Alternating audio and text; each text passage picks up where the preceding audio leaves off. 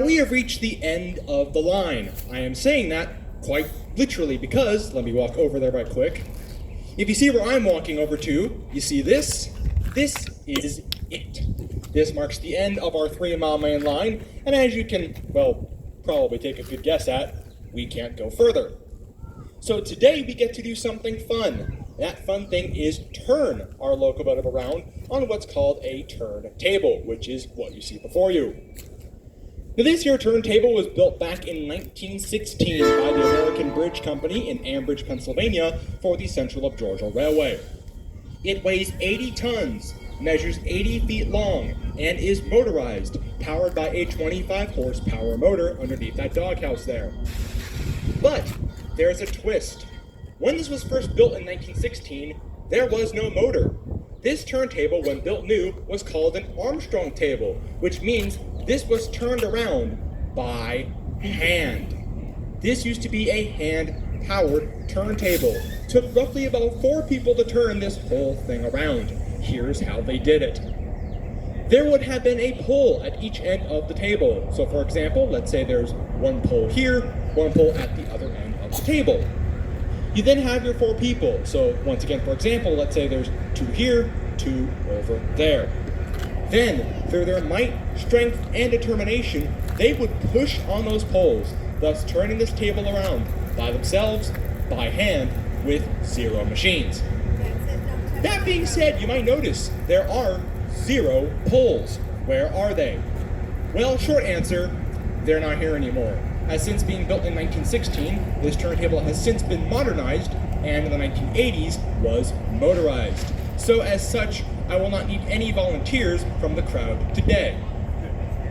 However, this is not an automated turntable. It cannot move on its own. So, I do still need somebody to help turn this thing around. But, that's not any of you. You're in luck, because I have with me the strongest man in the world. That man is my conductor, Justin. Go ahead, give Justin a wave.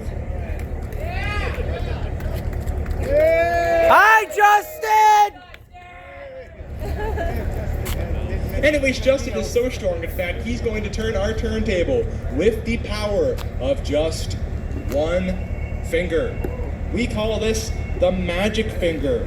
What do you think he'll do with that magic finger of his? Press a button.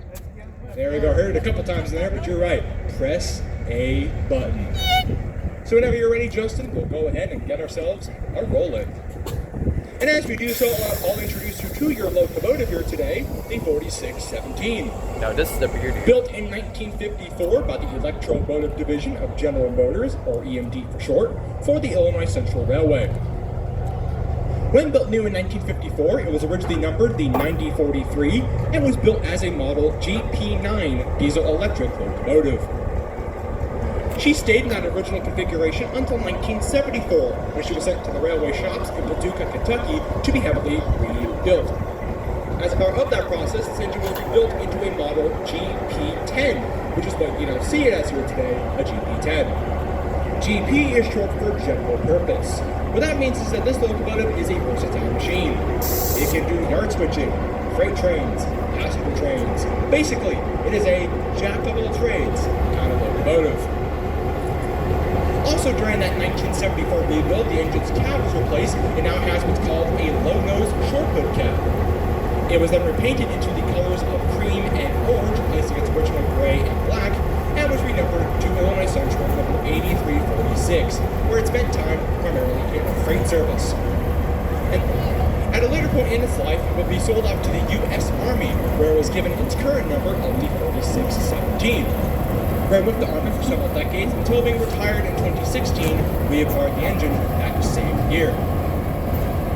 Now, for most of his time here at the BCM, the engine spent its time on our freight division, our freight service on the Tyner Terminal Railway. Tyner, for those wondering, is a little more eastward here in town, and that was until last year, 2025, when it was transferred over to our East Chattanooga division of the passenger service, which it has been doing since. Now, once we get done turning our locomotive, the 4617 is going to run around our train to then couple Iowa's across the back. Basically, what happens is that when we return to Grand Junction, the back will become the front, and the front will become the back. So, So, how will we do that? Right now, our train's sitting on what we call track number 1, but we're not going back there just yet. We're going to take this turntable and we are going to move it to the track next door.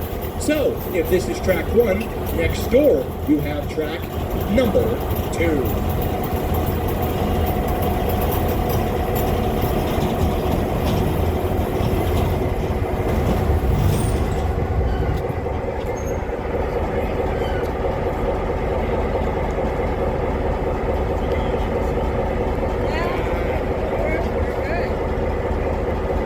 Alrighty, let's give our crew a big round of applause. And at this time, we're going to head on over indoors to our back shop for the shop tour. If you're not interested,